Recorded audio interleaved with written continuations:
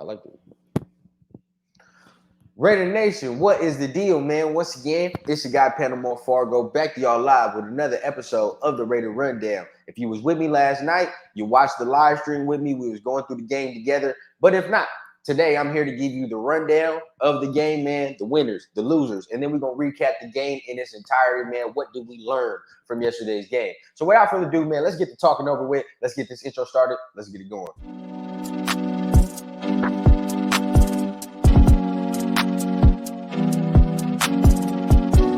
Young guy, I had a dream that someday I would build the finest organization in professional sports.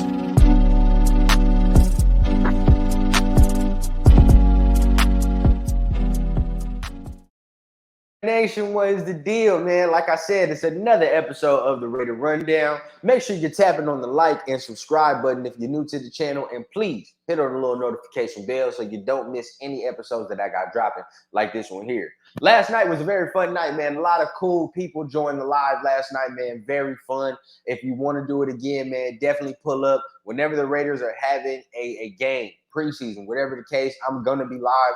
Pull up, man. It was a very fun time last night. We're going to only build from there.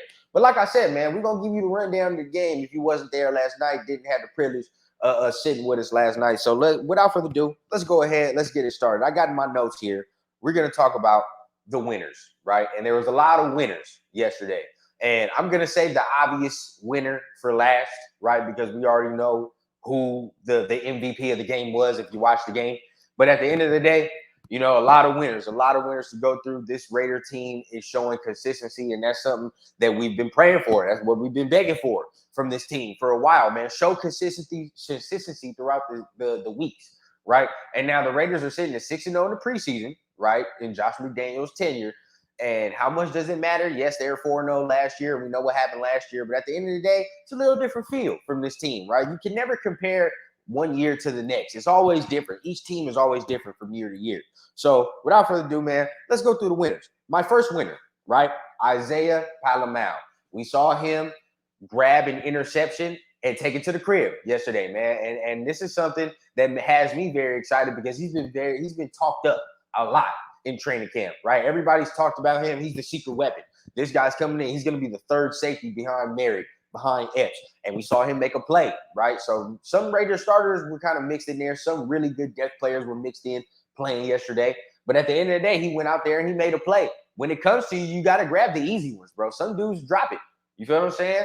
And although I didn't think Amik played very bad, at the end of the day, Amik had a pick six that he could have dropped, that he could have dropped his. So it's good to see Palamau making plays, right? Seeing like he's comfortable in the scheme and making things happen. So that's my first winner.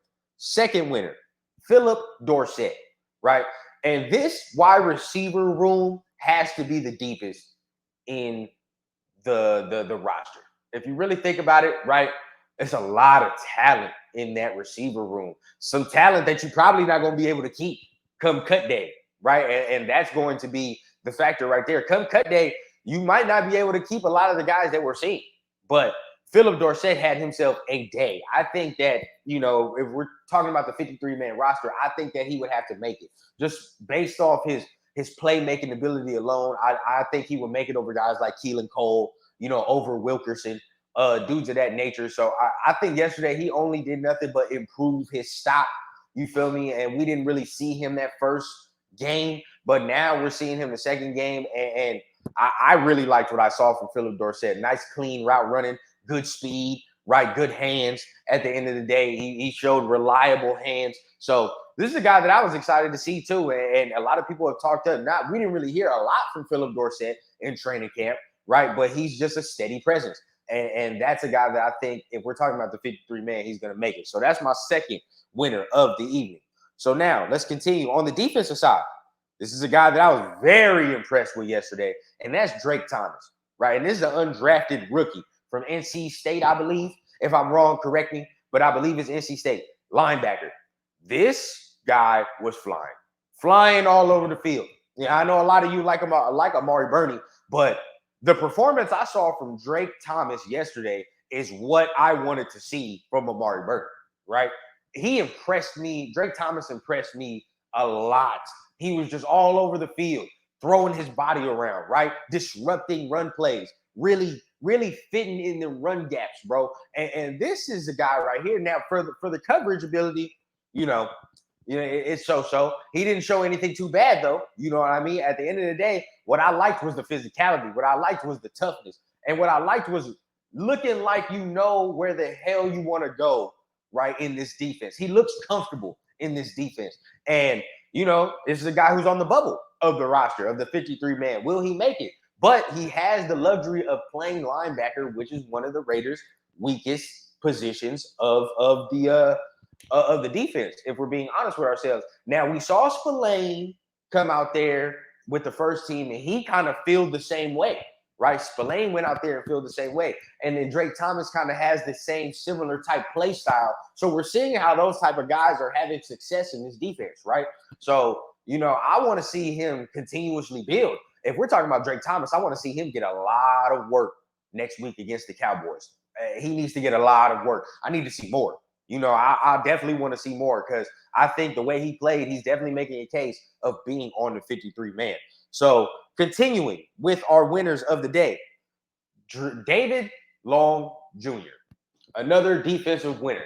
And why do I put David Long? He was tested multiple times yesterday.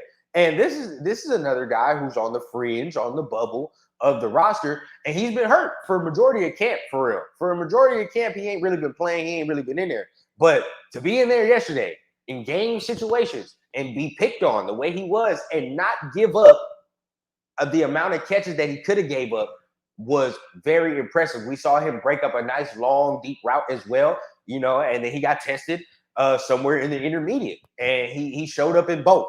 So if he continues, right, it's a real open battle for the cornerback spots too. I mean, I believe you got 3 positions locked up already for the cornerback spot. We're talking about Marcus Peters, Jacorian Bennett, Nate Hobbs. That's your 3. They've locked up their spots. Now, who is behind that? Who's falling in behind that? Now, if we could say the way David Long played yesterday, he's definitely taking a notch up. I like him. Amik seems to be getting a lot of ticks, so Amik is there. So now we're talking about who's going to make it between Duke Shelley and Sam Webb. It's a lot of guys that's still fighting for roster spots, still on this bubble, man. And David Long made a very good case yesterday for himself for being part of this team and being very, very important to the depth of the cornerback position. So that is a guy that's another one of my winners. One more winner that we have, and then we get to the MVP of it all, right? But last winner before that is DeAndre Carter, another receiver. Right? Another receiver. And like I said, between the corners, between the receivers, it's going to be a real, and the D line, but between all these positions, it's a lot of hard moves that need to be made, right? A lot of hard decisions that are going to have to be made because there's going to be a lot of guys on this team that you're going to cut and they're going to go somewhere else and still perform. That's where it's going to be. But DeAndre Carter is setting himself apart from a lot of the receivers because he has that kick return, punt return ability, right? That kick return, punt return ability is going to save him a spot on this roster. Even if it doesn't really save him a spot on the offensive side, the fact that he's so dynamic, so explosive in this kick return game is only going to save him, a spot for the 53. I mean, what we saw him do yesterday on the special teams, and may I add, the Raiders special teams over these past 2 preseason games have played very well. The Raiders special teams unit has been on point.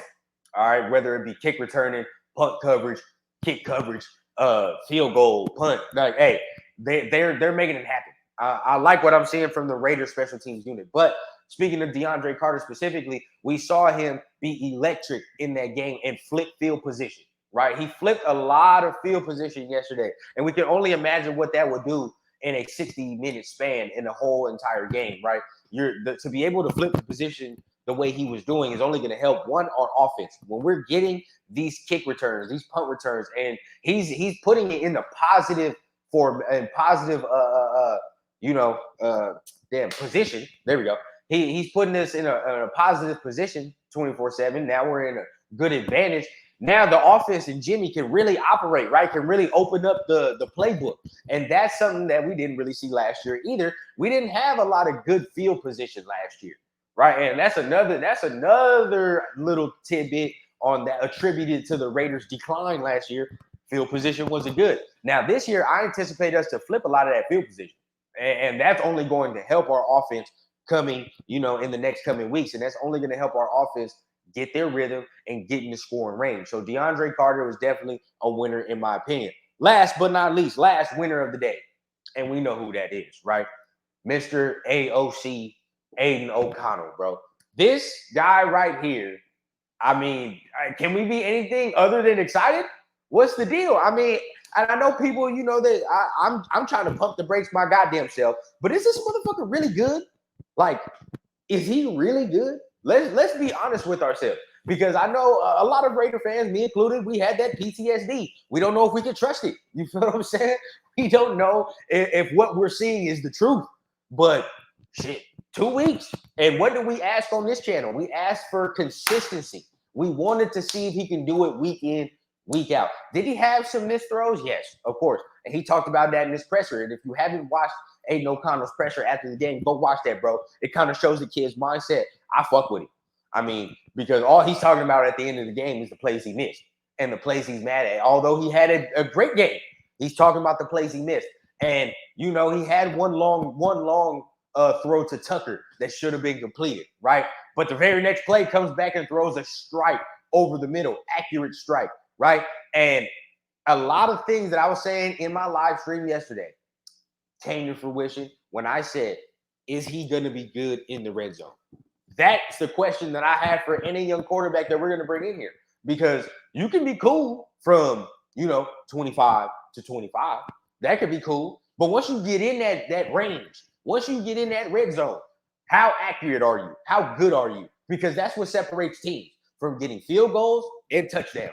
And that's why we can't compete with most teams. Because before, instead of getting 7, we would get 3. The 4-point swing would always come and bite us in the ass. Now, yesterday, albeit we look at the competition, second strings, third strings, whatever the case, he's in there delivering dots in the red zone. And that is something right there, a trait that can be carried over. That's a trait that you can look at as a coach, as a fan, and be like, all right, in the red zone, this motherfucker's dotting. He's dotting in here, and he gets even more accurate. And the thing I love about Aiden O'Connell is that he's going to lead his receivers, right? There's a play that stands out to me, and it's not a touchdown play, although that touchdown play in the back of the end zone to Wilkerson was sweet. But there's a play where, I don't know, I believe it's number 86, tight end. I believe he's running some sort of flat route, and we're seeing him. Now, most quarterbacks will put it on the chest, right? Or it might be a little behind, but we see him, instead of leading him behind here or hitting him in the chest, he leads him upfield to gain an additional 4 to 5 yards. That's huge. That's huge. To be able to have the accuracy, the mental awareness, right? To be able to say, I'm going to lead this guy upfield, make him turn his body so he can grab it in stride and get an extra 4 yards. That's huge to do. And that's special arm talent, right? Only a select few of quarterbacks are able to do that in this league, right? And of course, every quarterback that's starting, whatever, is talented, but there are different levels to this accuracy shit. There's different levels to this quarterbacking shit. He's looking like he has a certain gear that I don't even want to say it yet, because I know how some of y'all are. Some of y'all pessimistic motherfuckers are gonna come in here and be like, oh, slow your roll. But hey, the accuracy he's displaying is damn near, if he continues that caliber. I've only seen Joe Burrow like accuracy from a guy like that. You feel what I'm saying? There's other select few quarterbacks, but he's in there and he's getting there. But like I said, we got to keep seeing it. But I will pump the brakes on him being QB1 shit. Like, no, let's not have that yet. You feel what I'm saying? I like what I see, but we have the luxury to be able to sit him. Keep this in mind. It's a luxury to be able to have a guy like that behind a starter like Jimmy Garoppolo. And regardless of what you think about Jimmy Garoppolo, you do not want to rush this kid on the field and fuck his development, right? The development is going smooth right now, very smooth.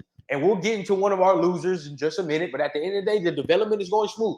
So we have to let him mature. Keep letting him mature. It's just like fine wine right now, ready? Just like fine wine.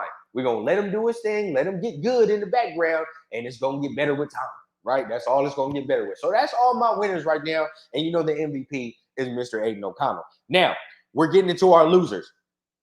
Brian Hoyer, already. And if you're watching my live, we already know what damn time it is for Brian Hoyer. Loser. First loser, biggest loser. Damn near, and there's a small shred of him that's a winner, and I'm going to explain why. But yesterday, the offense was all out of rhythm when he got in, right?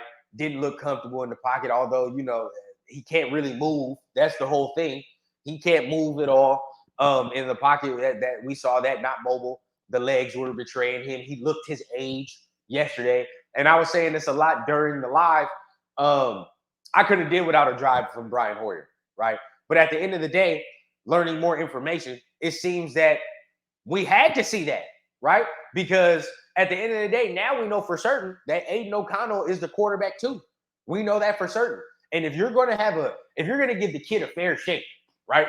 You're going to give the kid a fair shake to win the quarterback two job. You have to give Brian Hoyer ample amount of time to see what he can do, right? If it's going to be a real competition and we're talking about his actual competition and not just no bullshit, then yeah, you have to let Brian Hoyer sit out there, show what he can do, which he did, and we didn't like it. You feel what I'm saying? Now we for sure know, based off the performances yesterday, who the quarterback two is. So it's a blessing in disguise. It's a blessing in disguise. Am I gonna get super mad? No, it's fucking preseason. You know what I'm saying? This is what we needed to see. It's what we needed to know. And why not try this in the preseason? Now, if this is regular season game, for sure. For sure, I'm sitting here with a different tone. I'm all types of hot, right? But as of right now, you know, we had to see that. So it's a blessing in disguise. He was out there playing as bad as he did. And playing as shitty as he did. Because now we know for certain we have a future in a younger quarterback. All right. But, and there's a small shred of him. That's a winner. Why do I say there's a small shred? A lot of you that saying we have to cut Brian Hoyer, do you realize, right? Aiden O'Connell is playing well because of a mixture of one, he's very talented, and two, he has guys like Brian Hoyer in his ear. He has guys like Brian Hoyer sitting there and you know, helping him out. And that's something that I think that is a real difference maker that's going to show itself, right, in the Raiders season and for his development in years to come.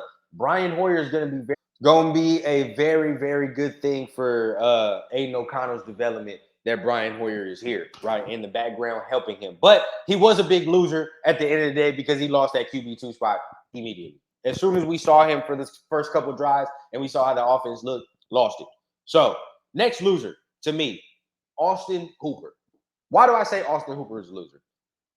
Because we know that he's in here and he's going to be probably the tight end too, but he had an egregious drop that I just did not like, bro.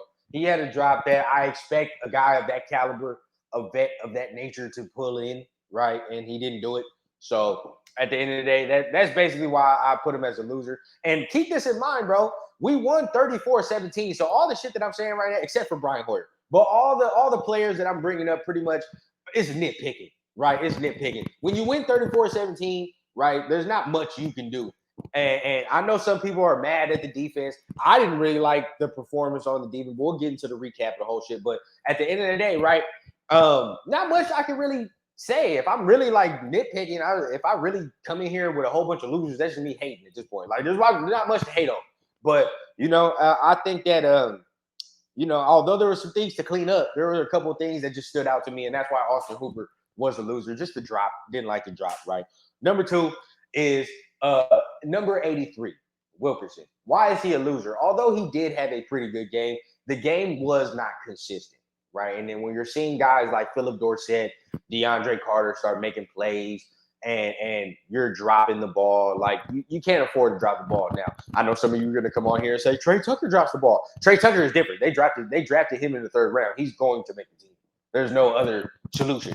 And I can argue to you that I'm not tripping about Trey Tucker's drops. We'll talk about that a little later. But at the end of the day, you know, we're sitting here. I think Wilkerson had an up and down game. He had a great touchdown from Aiden O'Connell, but there were some drops.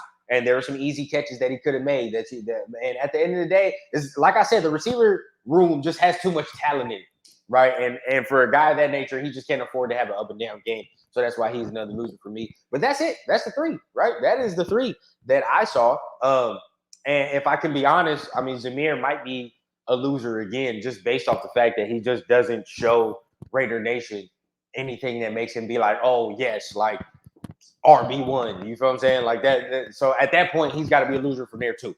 But that's pretty much all I saw. You know, that's it from right there. So what's the rundown of the game? What's the recap, right? And you know, pretty soon I'm gonna start getting some graphics for that. What's the rundown again? It's pretty hard. But when you look at it, once again, the Raiders' three phases of the game dominated. Okay, special teams, offense, defense. And some people may come on here and say the defense didn't play as well. I don't think the defense played as well as they did versus the 49ers, right? Because I think there's a little more talent here in the Rams.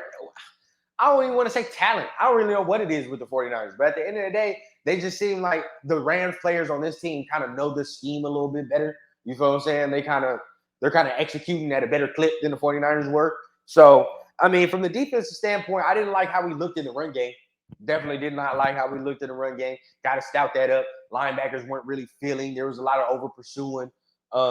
Did all the starters play on the defense? No. Chandler Jones wasn't there. Who else wasn't there? I mean, Max Crosby was there, but it was a select few people that weren't on the defense. I can't really think of it right now, but a select few that weren't there. But at the end of the day, right, we saw some pretty good things. We saw some pretty good things from the defense. If we're being honest with ourselves, they only held the Rams to 10 points. 10 points. Now, it says 17 on the scoreboard, but they held the Rams to 10 points. Why? Because at the end of the day, Brian Hoyer threw that dumbass pick six. So we're sitting there gifting them 7 points. So boom from there. You know, but the defense played well overall, man. Played well overall. Played well in the red zone. You know, they drove a couple times. The Rams drove a couple times, but the Raiders defense was stout in the red zone. And that's something that we like to see from there. So that's good. From the Raiders' offensive standpoint, we know that Aiden O'Connell is QB2 now. The offense has better pace, better rhythm when he's in there. He's got very good zip on the ball. Offensive line has good depth to it.